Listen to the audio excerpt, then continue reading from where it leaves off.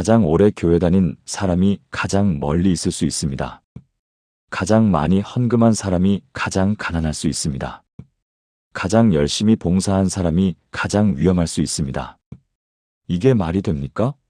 그런데 이것이 성경이 말하는 무서운 진실입니다. 제가 15년 전에 만난 한 집사님 이야기를 해드리겠습니다. 43년간 교회를 다니셨고, 교회 건축 헌금도 가장 많이 내셨고, 구역장도 10년 넘게 하신 분이었습니다. 새벽 기도는 비가 오나 눈이 오나 빠지지 않으셨습니다. 주일 성수는 당연했고, 수요 예배도 철저히 지키셨습니다. 교회 안에서 그분의 신앙은 누구도 의심하지 않았습니다. 그런데 암 진단을 받고 병상에 누우신 후 제게 이렇게 고백하셨습니다. 목사님, 저는 43년 동안 교회는 다녔지만 예수님은 몰랐던 것 같습니다. 종교 생활은 했지만 회개는 안 했던 것 같습니다. 지금 와서 생각해보니 제가 무엇을 회개했는지 기억이 안 납니다. 그냥 습관처럼 회개합니다 하고 형식적으로 기도했던 것 같습니다. 그 말씀이 제 영혼을 뚫고 들어왔습니다. 그날 밤 저는 잠을 이룰 수가 없었습니다. 목사인 저 자신에게 질문하기 시작했습니다. 나는 정말 회개한 사람인가? 아니면 나도 종교 생활을 하고 있는 건가? 나도 43년이 아니라 15년, 20년 후에 같은 고백을 하게 되는 건 아닐까? 그날 이후 저는 성경을 다시 펼쳤습니다. 예수님께서 가장 강하게 책망하신 사람들이 누구였는지 찾아보기 시작했습니다. 죄인들이 아니었습니다. 세리와 창녀가 아니었습니다. 가장 오래 성전에 다니고 가장 많이 기도하고 가장 철저히 율법을 지킨 바리새인들이었습니다. 예수님은 그들에게 이렇게 말씀하셨습니다. 회칠한 무덤 같으니라. 겉으로는 아름답지만 속은 썩은 뼈와 모든 더러운 것이 가득하다. 그 말씀이 제 가슴을 찔렀습니다. 성도님들, 오늘 우리가 점검해야 할 것이 있습니다. 교회를 오래 다녔다는 것과 진짜 회개했다는 것은 다른 문제입니다. 봉사를 많이 했다는 것과 하나님께 인정받았다는 것은 다른 문제입니다. 신앙생활을 열심히 했다는 것과 천국에 간다는 것은 다른 문제입니다. 예수님은 마태복음 7장 21절에서 이렇게 경고하셨습니다. 나더러 주여 주여 하는 자마다 다 천국에 들어갈 것이 아니요 다만 하늘에 계신 내 아버지의 뜻대로 행하는 자라야 들어가리라. 더 충격적인 말씀이 이어집니다. 그날에 많은 사람이 나더러 이르되 주여 우리가 주의 이름으로 선지자 노릇하며 주의 이름으로 귀신을 쫓아내며 주의 이름으로 많은 권능을 행하지 아니하였나이까 하리니 그때에 내가 그들에게 밝히 말하되 내가 너희를 도무지 알지 못하니 불법을 행하는 자들아 내게서 떠나가라 하리라. 주의 이름으로 사역했고 권능을 행했지만 예수님이 내가 너희를 도무지 알지 못한다고 말씀하십니다. 이보다 더 무서운 말씀이 어디 있겠습니까? 오늘 우리가 반드시 돌아보아야 할 회개가 있습니다. 이것을 회개하지 않으면 수십 년을 교회 다녀도 천국을 볼 수 없다고 성경은 경고합니다. 지금부터 함께 우리의 신앙을 점검해 보겠습니다. 혹시 이런 경험 있으십니까? 주일 아침에 일어나서 습관처럼 교회에 가고, 습관처럼 찬양하고, 습관처럼 기도하고, 습관처럼 헌금하고, 습관처럼 집에 돌아오는 경험 말입니다. 예배가 끝나고 나면 설교 제목도 잘 기억나지 않습니다. 어떤 찬양을 불렀는지도 희미합니다. 그냥 오늘도 예배 잘 드렸다는 안도감만 있을 뿐입니다. 새벽 기도도 마찬가지입니다. 어둠 속에서 일어나 교회에 가는 것은 대단한 일입니다. 그런데 기도 시간에 무슨 기도를 했는지, 말씀을 들으며 무엇을 깨달았는지 물어보면 선뜻 대답이 나오지 않습니다. 그냥 갔다 왔다는 느낌만 남습니다. 이것이 바로 형식적 신앙입니다. 몸은 성전에 있지만 마음은 다른 곳에 있습니다. 입으로는 기도하지만 영혼은 잠들어 있습니다. 손으로는 헌금을 드리지만 마음은 닫혀 있습니다. 더 심각한 것은 이런 상태가 몇 년씩 계속되어도 스스로 깨닫지 못한다는 것입니다. 오히려 나는 교회 잘 다니고 있어, 나는 신앙생활 열심히 하고 있어라고 착각합니다. 하나님은 이사야 선지자를 통해 이렇게 말씀하셨습니다. 이사야 29장 13절입니다. 주께서 이르시되 이 백성이 입으로는 나를 가까이하며 입술로는 나를 경외하나 그들의 마음은 내게서 멀리 떠났나니 그들이 나를 경외함은 사람의 계명으로 가르침을 받았을 뿐이라. 이 말씀이 무엇을 뜻합니까? 입으로는 하나님을 찾지만 마음은 멀리 떠나 있다는 뜻입니다. 외적으로는 경건해 보이지만 내적으로는 하나님과 단절되어 있다는 뜻입니다. 형식은 있지만 내용이 없고, 종교는 있지만 관계가 없고, 의식은 있지만 영성이 없다는 것입니다. 예수님도 같은 맥락으로 마가복음 7장 6절에서 말씀하셨습니다. 이 백성이 입술로는 나를 공경하되 마음은 내게서 멀도다. 여기서 멀도다라는 표현이 무섭습니다. 교회에는 매주 나오지만 하나님과는 멀리 떨어져 있다는 뜻입니다. 기도는 매일 하지만 하나님의 음성을 듣지 못한다는 뜻입니다. 성경은 읽지만 하나님의 뜻을 깨닫지 못한다는 뜻입니다. 이사야 시대 이스라엘 백성들은 어떤 사람들이었습니까? 성전 예배를 빠뜨리지 않았습니다. 제사를 철저히 드렸습니다. 율법의 조문을 정확히 지켰습니다. 겉으로 보기에는 완벽한 신앙인들이었습니다. 그런데 하나님은 그들을 향해 마음이 내게서 멀리 떠났다고 책망하셨습니다. 왜 그랬을까요? 그들의 예배가 습관이 되었기 때문입니다. 그들의 기도가 형식이 되었기 때문입니다. 그들의 신앙이 의무가 되었기 때문입니다. 하나님을 사랑해서가 아니라 사람들에게 보이기 위해서였습니다. 하나님과 교제하기 위해서가 아니라 복을 받기 위해서였습니다. 하나님의 뜻을 구하기 위해서가 아니라 내 계획을 이루기 위해서였습니다. 그래서 하나님은 사람의 계명으로 가르침을 받았을 뿐이라고 말씀하셨습니다. 하나님의 말씀이 아니라 사람이 만든 종교 규칙을 따른다는 뜻입니다. 하나님과의 살아있는 관계가 아니라 죽은 전통을 지킨다는 뜻입니다. 오늘날 우리도 같은 위험에 빠질 수 있습니다. 교회 출석이 하나님과의 만남보다 중요해질 수 있습니다. 헌금 액수가 마음의 헌신보다 중요해질 수 있습니다. 직분이 영적 성숙보다 중요해질 수 있습니다. 이것이 바로 형식적 신앙입니다. 그렇다면 우리는 어떻게 이 형식적 신앙에서 벗어날 수 있을까요? 예배드릴 때마다 이렇게 자문해 보십시오. 나는 지금 누구를 만나러 왔는가? 나는 지금 무엇을 구하러 왔는가? 나는 지금 어떤 마음으로 여기 서 있는가? 기도할 때마다 이렇게 점검해 보십시오. 나는 지금 정말 하나님께 말하고 있는가? 아니면 그냥 말을 나열하고 있는가? 내 기도에 진심이 담겨 있는가? 성경 읽을 때마다 이렇게 질문해 보십시오. 이 말씀을 통해 하나님이 내게 무엇을 말씀하시는가? 나는 이 말씀에 어떻게 반응하고 있는가? 이 말씀이 내 삶을 정말 변화시키고 있는가? 형식에서 벗어나는 길은 의식적으로 하나님을 찾는 것입니다. 습관적으로 행하던 것을 멈추고 의도적으로 하나님께 집중하는 것입니다. 매번 처음 하나님을 만났을 때의 그 떨림을 기억하는 것입니다. 부산에 사시는 68세 이명숙 권사님의 이야기를 들려드리겠습니다. 권사님은 35년간 교회를 다니셨습니다.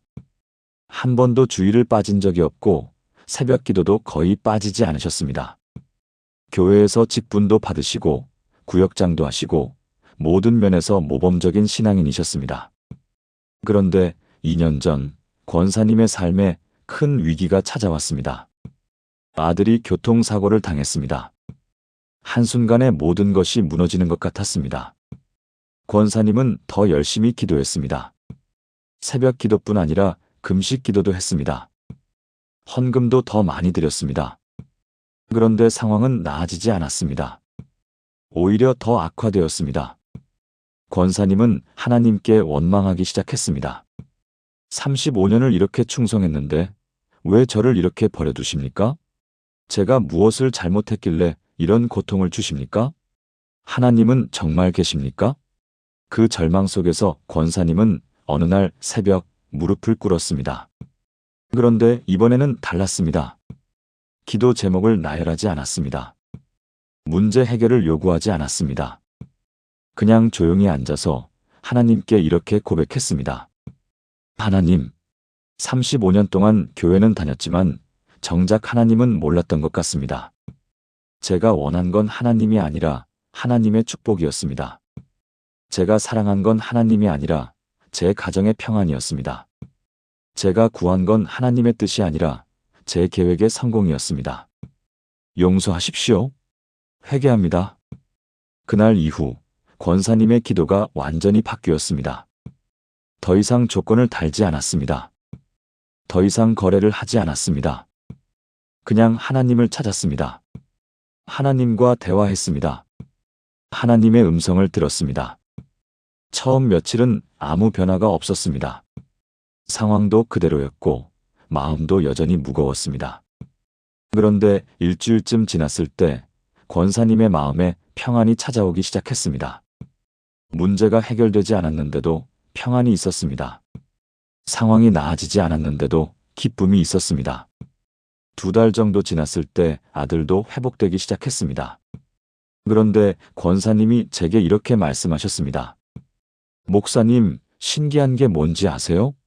예전에는 문제가 해결되면 기뻐했는데 지금은 문제가 있어도 평안합니다. 예전에는 축복을 받으면 하나님께 감사했는데 지금은 하나님 자체가 감사합니다. 35년 만에 진짜 신앙이 뭔지 알게 된 것 같습니다. 권사님의 변화는 상황의 변화가 아니었습니다. 관점의 변화였습니다. 형식에서 관계로, 종교에서 신앙으로, 의무에서 사랑으로 바뀐 것입니다. 사랑하는 성도님들, 지금 저와 함께 이렇게 기도해 보시겠습니까? 하나님 아버지, 제가 얼마나 오랫동안 형식적인 신앙생활을 해왔는지 깨닫게 하시니 감사합니다. 입으로는 주님을 부르면서 마음은 멀리 있었던 제 모습을 회개합니다. 교회에는 나왔지만 주님을 만나지 못했고 기도는 했지만 주님의 음성을 듣지 못했습니다. 성경은 읽었지만 주님의 뜻을 깨닫지 못했습니다. 용서하여 주시옵소서. 이제부터 제 신앙의 중심이 형식이 아니라 주님과의 관계가 되게 하여 주시옵소서. 예배드릴 때마다 주님을 사모하는 마음으로, 기도할 때마다 주님과 교제하는 기쁨으로, 말씀 읽을 때마다 주님의 음성을 듣는 은혜로 채워주시옵소서. 주님, 저를 살아있는 신앙인으로 회복시켜 주시옵소서. 예수님의 이름으로 기도합니다. 아멘. 성도님들, 형식적 신앙을 회개하는 것이 신앙생활의 시작입니다.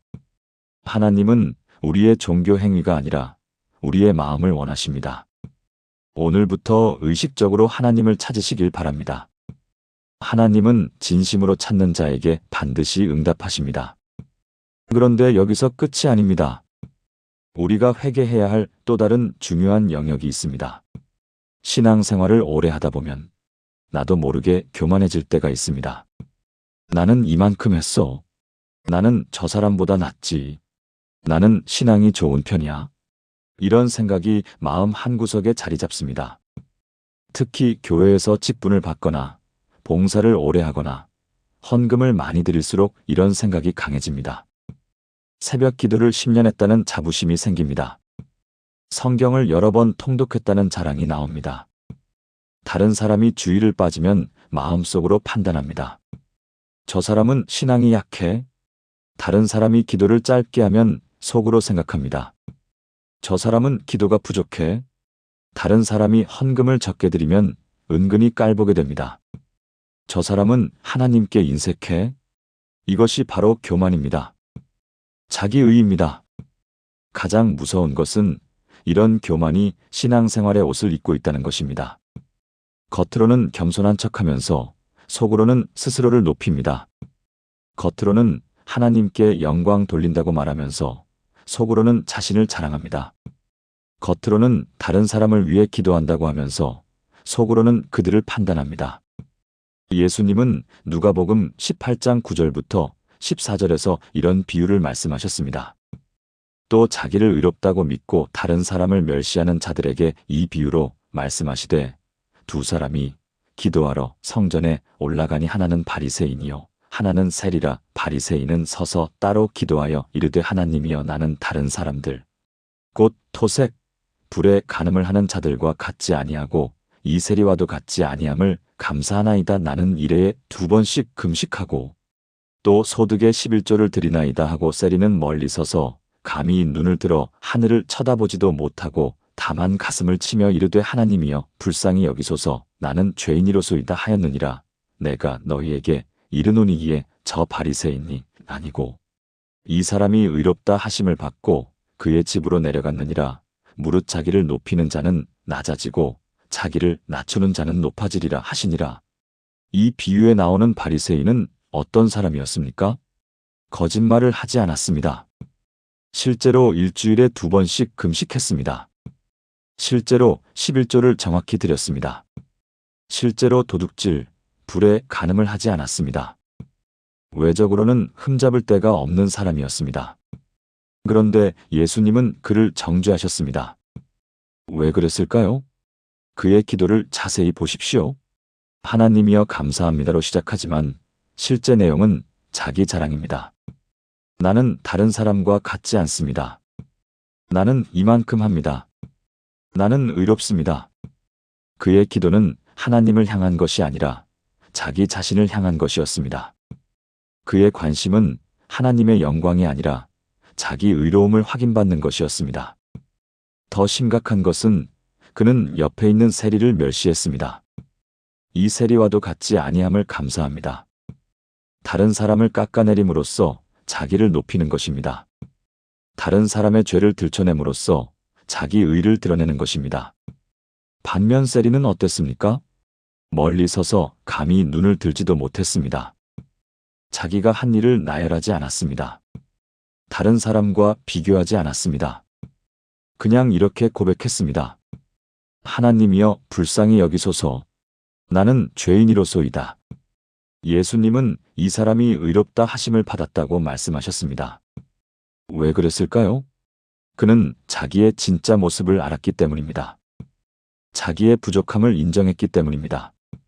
하나님의 긍휼하심이 아니면 설 수 없음을 깨달았기 때문입니다. 예수님은 마지막에 이렇게 선언하셨습니다. 무릇 자기를 높이는 자는 낮아지고 자기를 낮추는 자는 높아지리라. 신앙생활을 오래 할수록 더 많이 헌신할수록 더 깊이 낮아져야 합니다. 그런데 우리는 반대로 갑니다. 오래 다닐수록 교만해지고 많이 할수록 자기 의로워집니다. 이것이 바로 회개해야 할 죄입니다. 그렇다면 우리는 어떻게 교만과 자기 의에서 벗어날 수 있을까요? 매일 아침 이렇게 고백해 보십시오. 나는 죄인입니다. 나는 하나님의 은혜가 아니면 설 수 없습니다.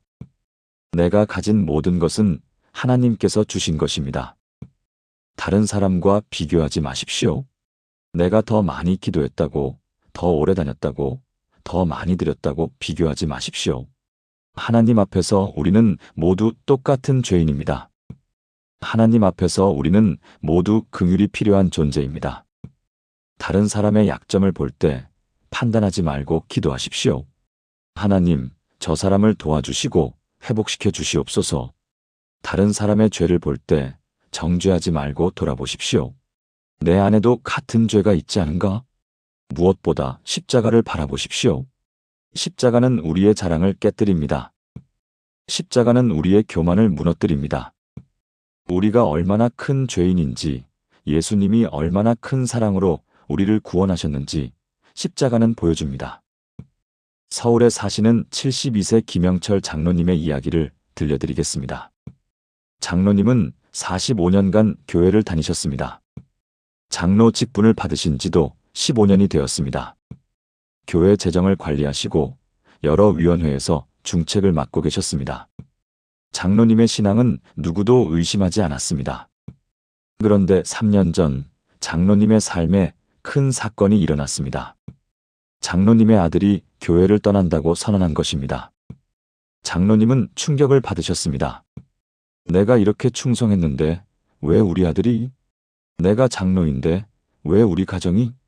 장로님은 아들을 설득하려고 했습니다. 성경 말씀을 인용하며 교회의 중요성을 강조했습니다. 하지만 아들의 대답은 냉정했습니다. 아버지는 교회는 다니지만 예수님은 안 믿잖아요. 아버지는 집에서는 화를 내고 엄마한테 소리 지르고 우리를 무시하면서 교회에서만 거룩한 척하잖아요. 아버지는 다른 사람 흉보고 판단하고 자기가 제일 신앙 좋은 것처럼 말하잖아요. 그런 아버지를 보면서 자란 제가 왜 교회를 가야 하나요? 그 말이 장로님의 가슴을 찔렀습니다. 처음에는 화가 났습니다. 내가 뭘 잘못했다고? 내가 얼마나 충성했는데? 하지만 밤에 잠을 이룰 수가 없었습니다. 아들의 말이 계속 귓가에 맴돌았습니다. 장로님은 무릎을 꿇었습니다. 그리고 생전 처음으로 진짜 기도를 하기 시작했습니다. 하나님, 저는 45년 동안 교만했습니다. 제가 많이 했다고, 오래 했다고, 직분이 있다고 교만했습니다. 집에서는 화를 내면서 교회에서만 웃었습니다. 다른 사람을 판단하면서 제 자신은 보지 못했습니다. 제 아들이 교회를 떠난 것은 제 때문입니다. 제가 예수님을 닮지 못했기 때문입니다. 용서하십시오. 회개합니다. 그날부터 장로님이 변하기 시작했습니다. 교회에서 말을 줄이셨습니다. 다른 사람을 판단하는 대신 경청하기 시작했습니다. 집에서 화를 내지 않으려고 노력했습니다. 아내에게 먼저 사과했습니다. 자녀들에게 미안하다고 말씀하셨습니다. 처음 몇 달은 어색했습니다. 가족들도 의심했습니다. 또 며칠 가겠지. 하지만 장로님은 포기하지 않았습니다.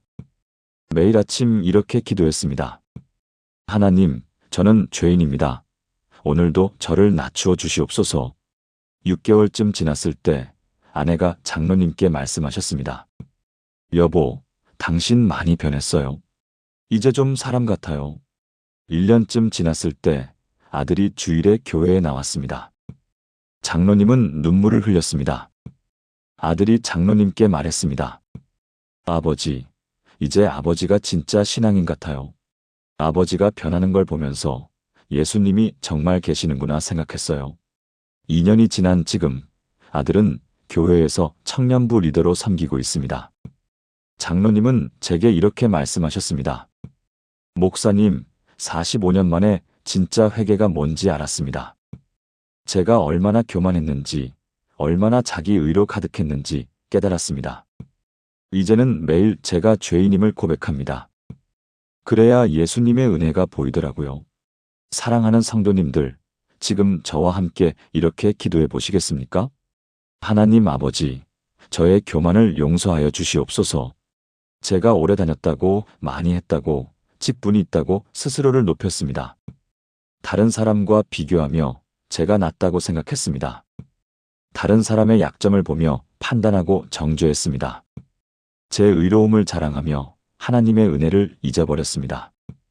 용서하여 주시옵소서. 이제부터 저를 낮추어 주시옵소서. 제가 하나님의 은혜가 아니면 한 걸음도 갈 수 없는 죄인임을 매일 기억하게 하시옵소서.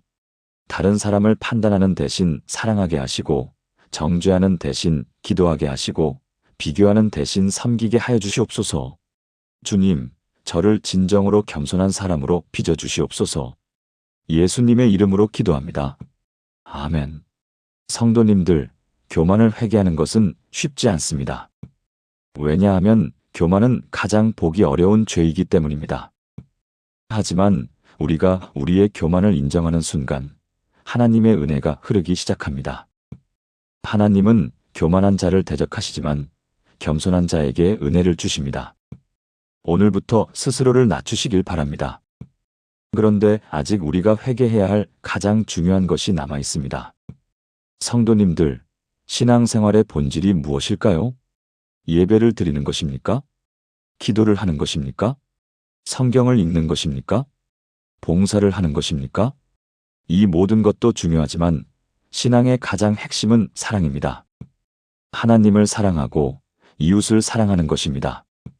그런데 우리는 이 핵심을 놓치고 삽니다. 교회는 열심히 다니지만 가족에게는 차갑습니다. 기도는 길게 하지만 이웃에게는 무관심합니다. 헌금은 많이 드리지만 어려운 사람에게는 인색합니다. 찬양은 뜨겁게 하지만 상처 입은 사람에게는 냉정합니다. 예배 시간에는 은혜 받았다고 말하지만 예배 후 주차장에서는 다른 차에게 화를 냅니다. 새벽 기도에서는 눈물을 흘리지만 집에 돌아가서는 가족에게 짜증을 냅니다. 성경을 읽으며 감동받지만 직장에서는 동료를 무시합니다. 교회 안에서는 친절하지만 교회 밖에서는 이기적입니다. 이것이 바로 사랑 없는 신앙입니다. 형식은 있지만 내용이 없고, 지식은 있지만 실천이 없고, 열심은 있지만 사랑이 없습니다. 예수님은 마태복음 22장 37절부터 40절에서 이렇게 말씀하셨습니다. 예수께서 이르시되 내 마음을 다하고 목숨을 다하고 뜻을 다하여 주 너의 하나님을 사랑하라 하셨으니 이것이 크고 첫째 되는 계명이요.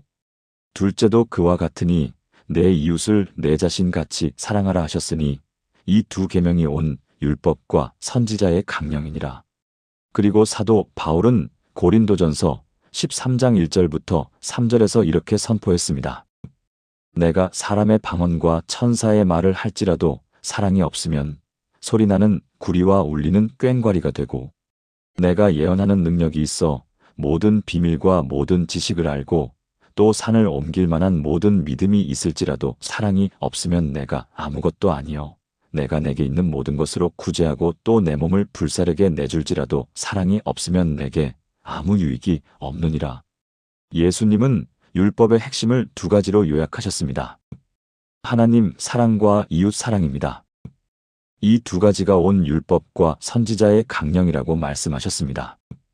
다시 말해 구약의 모든 율법과 선지자의 모든 가르침이 결국 이 두 가지로 귀결된다는 뜻입니다. 아무리 많은 계명을 지키고 아무리 열심히 종교 행위를 해도 사랑이 없으면 아무 소용이 없다는 것입니다. 사도 바울은 더 구체적으로 말씀하셨습니다.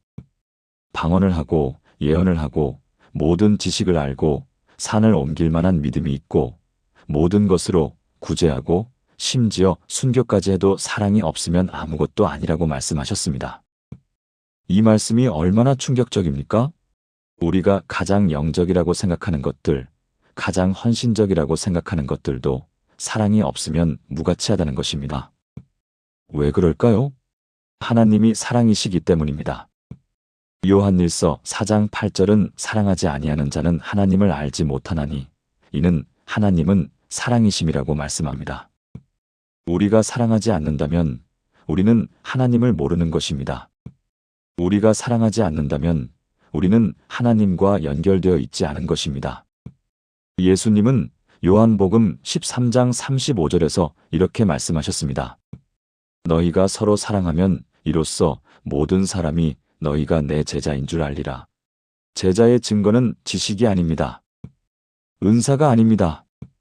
직분이 아닙니다. 바로 사랑입니다. 우리가 서로 사랑할 때 세상 사람들이 우리가 예수님의 제자임을 알게 됩니다. 그렇다면 우리는 어떻게 사랑 있는 신앙으로 살 수 있을까요? 먼저 가정에서 시작하십시오. 교회에서 아무리 은혜 받아도 집에 가서 가족에게 화를 내면 그것은 가짜 신앙입니다. 배우자를 사랑하십시오. 자녀를 사랑하십시오. 부모를 공경하십시오. 말로만이 아니라 행동으로 보여주십시오. 그 다음 이웃으로 확장하십시오. 옆집에 사는 사람을 아십니까? 직장 동료의 어려움을 아십니까? 길에서 마주치는 사람에게 미소 짓습니까? 어려운 사람을 보면 외면하지 말고 도우십시오. 상처받은 사람을 보면 정죄하지 말고 위로하십시오. 연약한 사람을 보면 무시하지 말고 격려하십시오. 교회 안에서도 사랑을 실천하십시오. 성도들과 진심으로 교제하십시오. 서로의 짐을 나누어 지십시오. 서로를 위해 기도하십시오. 무엇보다 사랑은 선택입니다. 감정이 아니라 결단입니다. 내가 기분이 좋을 때만 사랑하는 것이 아니라 내가 힘들어도 사랑하는 것입니다. 상대가 사랑스러울 때만 사랑하는 것이 아니라 상대가 미울 때도 사랑하는 것입니다. 이것이 예수님이 보여주신 사랑입니다. 대구에 사시는 65세 박선희 집사님의 이야기를 들려드리겠습니다. 집사님은 30년간 교회를 다니셨습니다. 새벽 기도도 열심히 하시고 구역 모임도 빠지지 않으시고 봉사도 많이 하시는 분이었습니다. 그런데 집사님에게는 한 가지 문제가 있었습니다. 시어머니와의 관계였습니다. 시어머니는 집사님과 같이 살면서 계속 잔소리를 하셨습니다. 음식이 맛없다. 집이 지저분하다. 아이들 교육을 잘못한다. 돈을 아껴 쓰지 않는다. 집사님은 참고 또 참았습니다. 교회에서는 웃으며 은혜 받았다고 말했습니다. 하지만 집에 돌아오면 스트레스가 폭발했습니다. 남편에게 화풀이하고 아이들에게 짜증내고 혼자 방에서 울기도 했습니다. 기도하면서도 시어머니에 대한 원망이 끊이지 않았습니다. 하나님, 왜 저에게 이런 시어머니를 주셨습니까? 제가 무슨 죄를 지었길래 이렇게 고생하게 하십니까? 30년 동안 이런 생활이 계속되었습니다. 그러던 어느 날 집사님이 새벽 기도에서 말씀을 듣게 되었습니다. 내 이웃을 내 자신같이 사랑하라. 그 말씀이 집사님의 가슴을 찔렀습니다.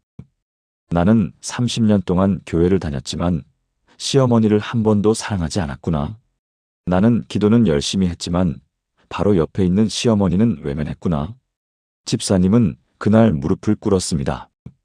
하나님, 용서하십시오.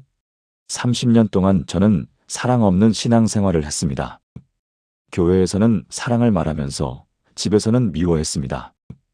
이제부터 시어머니를 사랑하게 도와주십시오. 처음에는 어색했습니다. 시어머니가 잔소리를 하실 때마다 속으로 사랑하자, 사랑하자 되뇌었습니다. 시어머니가 짜증을 내실 때마다 이분도 힘드신 거야 생각했습니다. 그리고 작은 것부터 실천하기 시작했습니다. 시어머니가 좋아하시는 음식을 해드렸습니다. 시어머니의 말을 경청했습니다.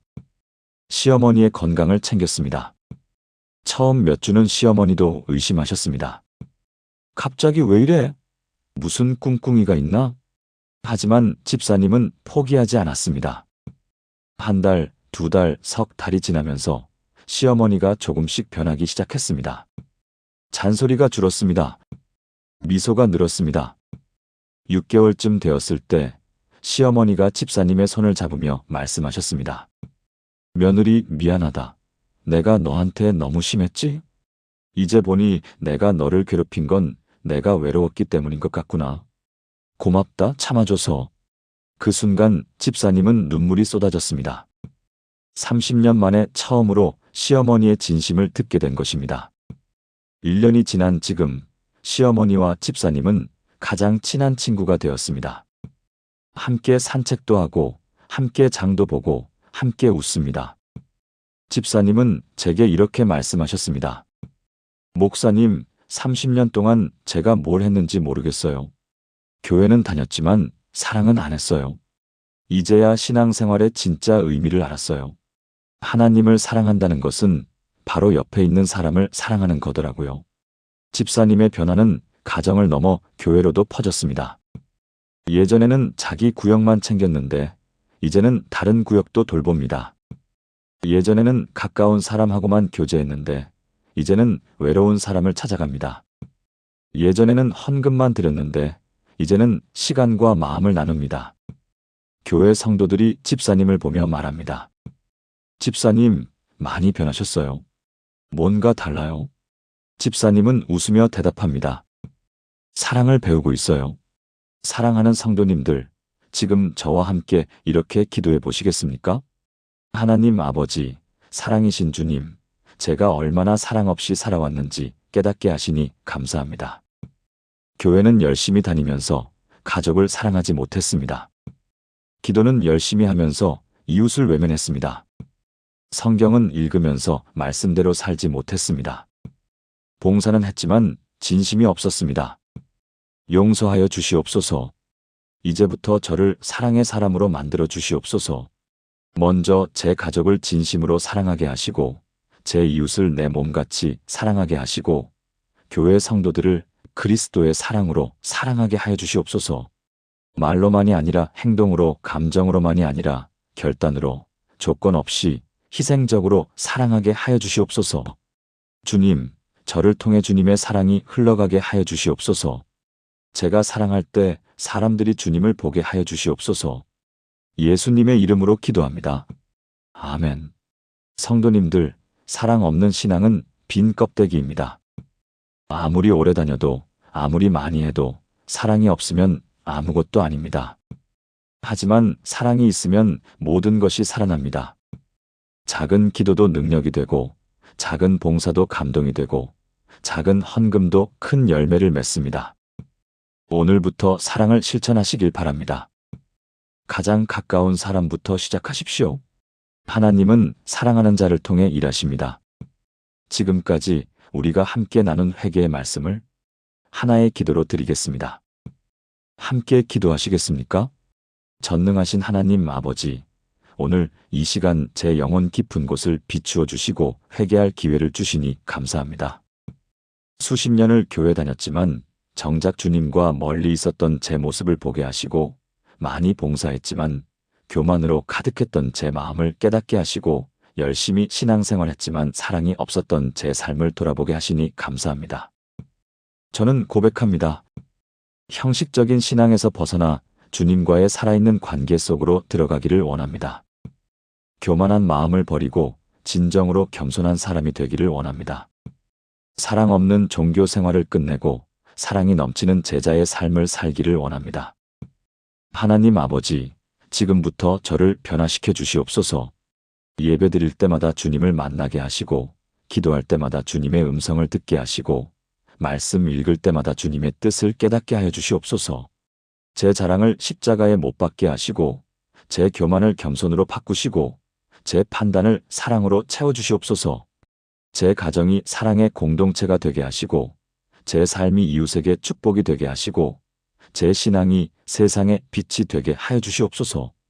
더 이상 회칠한 무덤 같은 신앙이 아니라 속부터 변화된 진짜 신앙으로 살게 하여 주시옵소서. 더 이상 입술로만 주님을 부르는 자가 아니라 마음과 삶으로 주님을 따르는 제자가 되게 하여 주시옵소서. 더 이상 종교 생활하는 사람이 아니라 주님과 동행하는 사람이 되게 하여 주시옵소서. 오늘 이 회개를 시작으로 날마다 주님 앞에 무릎 꿇는 삶을 살게 하여 주시옵소서. 날마다 제 자신을 낮추고 날마다 사랑을 실천하고 날마다 주님을 닮아가는 은혜를 주시옵소서. 그리하여 마지막 그날 주님 앞에 섰을 때 잘하였도다 착하고 충성된 종아라는 음성을 듣게 하여 주시옵소서. 이 모든 말씀을 믿고 신뢰하며 의지합니다. 살아계신 예수 그리스도의 이름으로 기도합니다. 아멘. 오늘 우리는 함께 중요한 진실을 나누었습니다. 교회를 오래 다녔다고 해서, 많이 봉사했다고 해서, 직분이 있다고 해서 자동으로 천국에 가는 것이 아닙니다. 진정한 회개가 필요합니다. 형식적인 신앙에서 벗어나 하나님과의 살아있는 관계로 들어가야 합니다. 교만과 자기의를 버리고 진정으로 겸손한 사람이 되어야 합니다. 사랑 없는 종교 생활을 끝내고 사랑이 넘치는 제자의 삶을 살아야 합니다. 오늘이 바로 그 시작입니다. 지금 이 순간부터 변화를 시작하십시오. 너무 늦지 않았습니다. 하나님은 진심으로 회개하는 자를 결코 외면하지 않으십니다. 오늘 결단하신 성도님들은 댓글로 회개합니다라고 고백해 주십시오.